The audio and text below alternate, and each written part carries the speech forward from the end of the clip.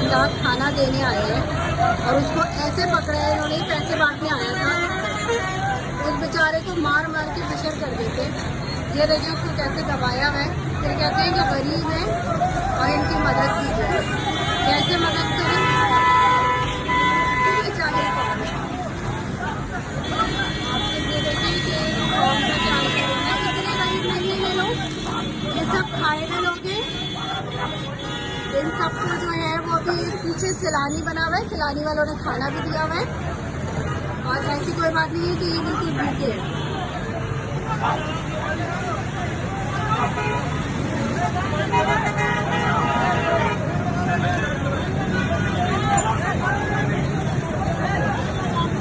ये हशर है। ये देखिए ये बेचारा एक आदमी है जो ऑफ वाइट कपड़ों में ग्लासेस लगाया है, वो पैसे बांटने आया था। अब उसका हशर देखिए बेचारे, तो उसका अपना निकलना मुश्किल हो गया। पैसे फेंक दिए।